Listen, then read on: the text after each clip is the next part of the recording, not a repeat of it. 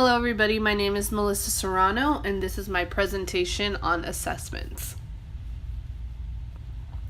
This presentation will include my philosophy of assessments, guidelines of assessments, grading system, assessment differentiation, types of assessments, statewide and standardized testing, and valid and reliable assessments.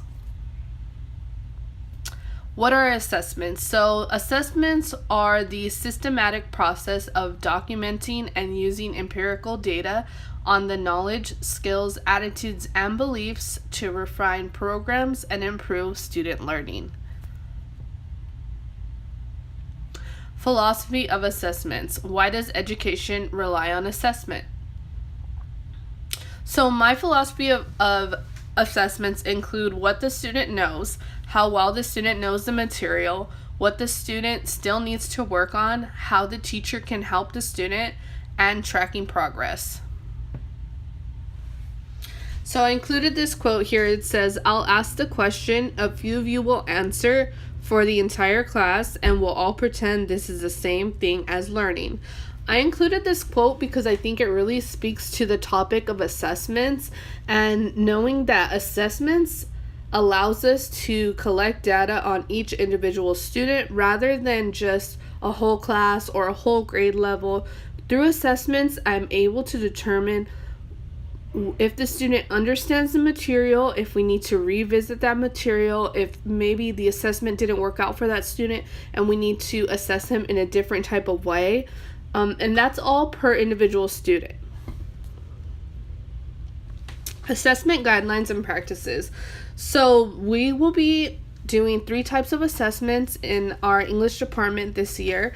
Our diagnostic assessments will be informal assessments. They'll be at the beginning of a unit or lesson.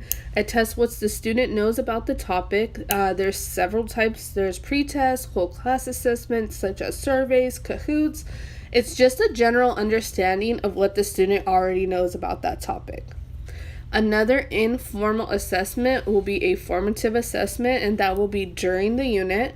It tests how well the student grasps the material, and there's several different types. So there's whole class assessments, assignment reviews, surveys, Kahoots.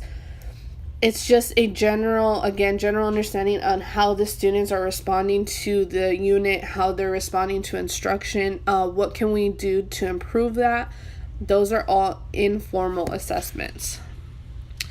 For the final type of assessment, a summative assessment will happen at the end of the unit. It's an overall understanding on where the student stands with the material. And this is a formal assessment. It will either be essay writing, presentations, written response tests, multiple choice tests, or etc. As you can see, we have several types of summative assessments because everybody learns in a different way. Not every unit goes along with a multiple choice test. We want to give our students a variety of different types of assessments so they can learn different ways to show what they have learned. So I included this quote here. It says, "The purpose of assessment for learning is to improve student learning by providing teachers and students with assessment data that can inform and guide instruction and learning." So like I said before, assessments are not to trick a student, are not to fail a student, are not to stress out students. It's so that we can collect data on student progress and we can make changes to our instruction so that our students are learning to the best of their ability. Alternative assessments include research projects, different types of essays, technology-based presentations, project-based assignments, creative writing, etc. So, like I said before, we want to include different types of assessments because we know students learn in different ways. We want our students to become creative through their assessments and be able to show what they have learned. Grading system. So we will have 3, in the grading system, we have 3 types of grading assessments. So there's rubrics, percentage-based, and a letter grade.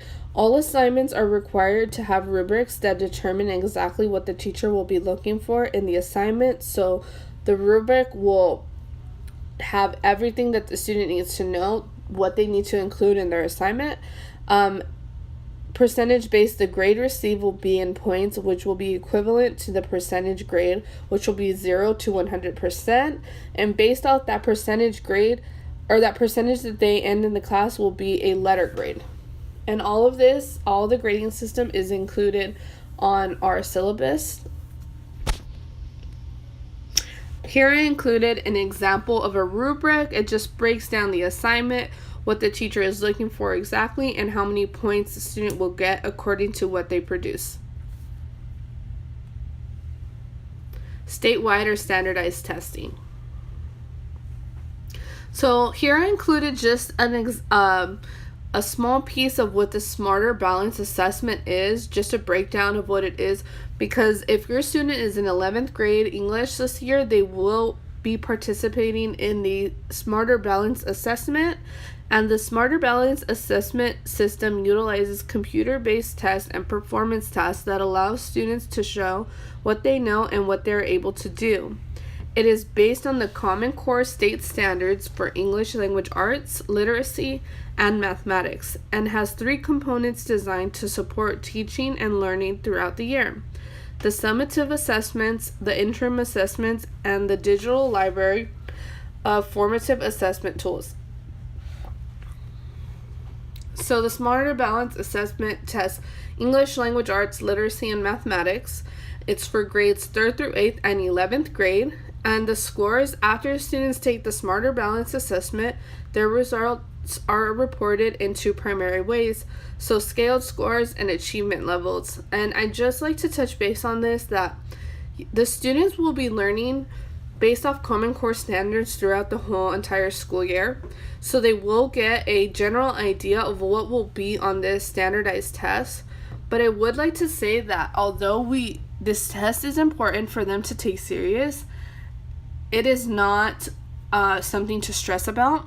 The students will do well as long as they're doing well throughout the school year in their classes, and they don't need to stress out about this test. Validity and reliability.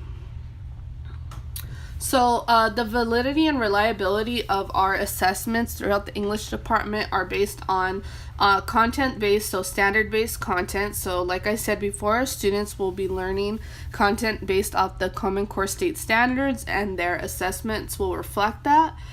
They're designed for all types of learners. So as I mentioned before, there will be several types of assessments throughout the years. Or throughout the school year. The purpose is to drive instruction and to collect data on the students.